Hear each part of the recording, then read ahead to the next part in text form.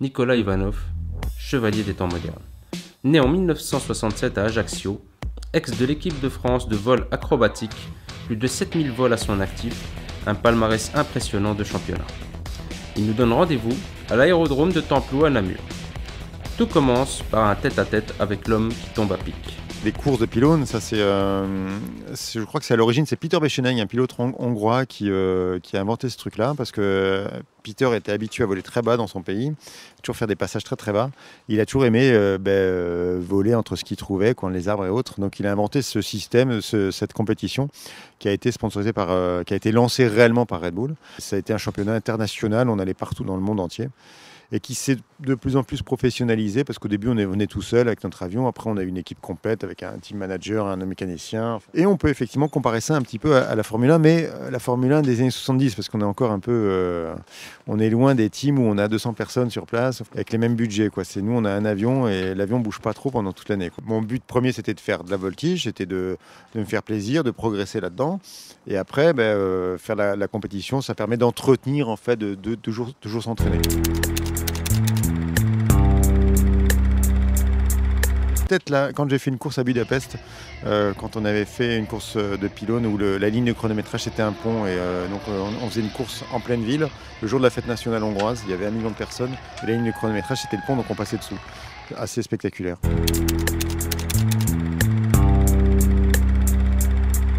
C'est un sport à risque, mais je dirais que c'est pas plus risqué que de prendre sa voiture dans de mauvaises conditions, quoi, hein. Il faut connaître ses limites, il faut savoir ce qu'on fait, il faut pas essayer de faire des choses qu'on connaît pas. Vous allez voir un peu ce qui se passe réellement dans un avion de voltige, pas comme un championnat du monde, mais presque. Ça va être assez turbulent. C'est toujours très très surprenant. Déjà, vous êtes dans un avion où vous retrouvez la tête en bas, et en plus vous avez, quand vous retrouvez la tête en bas, vous levez la tête et puis vous regardez, vous voyez la terre. Vous avez des sensations physiques parce que vous allez être écrasé dans le siège ou pendu dans les bretelles. Donc c'est un truc assez intéressant.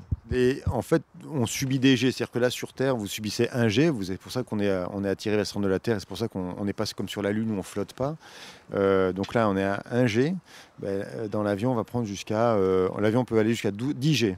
Mais nous, aujourd'hui, on va prendre peut-être 6-7 G. Ce qui est déjà fort. Déjà 2 G, vous verrez, c'est impressionnant. Vous allez avoir l'impression d'être écrasé par une force invisible dans votre siège. Et tout va vous sembler plus lourd, quoi. Votre visage va être plus lourd, tout va être plus lourd, et c'est assez rigolo, quoi. En fait, il n'y a pas vraiment d'entraînement spécifique. Ce qu'il faut, c'est être en bonne forme. Et il faut être, si vous avez mal dormi ou peu dormi la veille, et vous sortez de fête, le lendemain, vous n'allez pas être très performant. Et il faut être en forme. Après, il faut avoir une musculature tout à fait normale. C'est-à-dire qu'on contre les jets en essayant de bloquer au niveau du ventre le sang. C'est-à-dire qu'on contracte les abdominaux pour bien supporter les jets. Et puis, il faut avoir un dos un peu musclé. Mais en volant, en fait, ça se fait automatiquement, quoi. Mais je crois que je vais laisser mon caméraman monter à ma place, car il a plus la corpulence pour pouvoir faire face à ce type de voltige. Ce qui est très bien, c'est qu'on ne le sait pas au départ, si ça marche ou pas. Non, je crois que mon caméraman est beaucoup plus sportif que moi, et on va le laisser embarquer avec vous. D'accord. D'accord ? Tant pis pour vous alors. Et évidemment, c'était pour ma pomme. Je n'avais jamais vu le journaliste aussi motivé à tenir la caméra. Nous voilà sur le tarmac.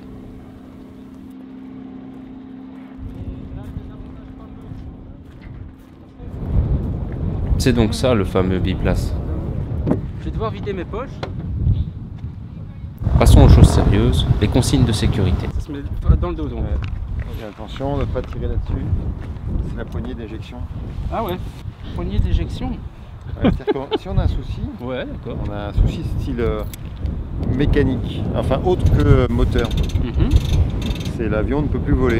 Si j'ai un problème moteur, le moteur s'arrête, je suis au-dessus du terrain, je me pose, quoi. Comme un planeur. Et s'il y a un problème mécanique, c'est du style, par exemple le volant de ta voiture qui te reste dans les mains, là, à ce moment-là, il faut se barrer. Tu sautes. Et donc tu sautes et tu peux sortir avec le parachute, quoi. Mais le parachute, c'est toi qui vas l'ouvrir. Pour sauter, c'est toi qui sautes. Moi, je suis plus là, quoi. D'accord. Ouais. Maintenant, je sais pourquoi le journaliste m'a laissé sa place.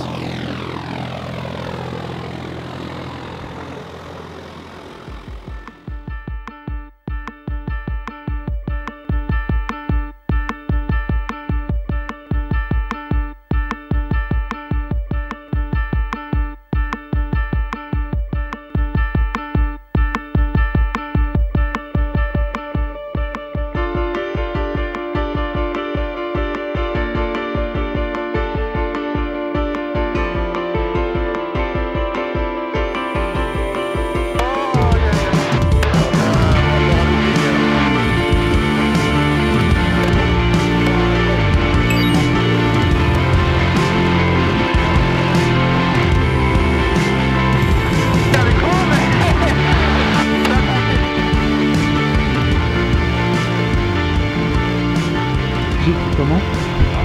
C'est très bien, c'est super génial, mais faut s'accrocher, hein. Faut s'accrocher. Allez, Lou.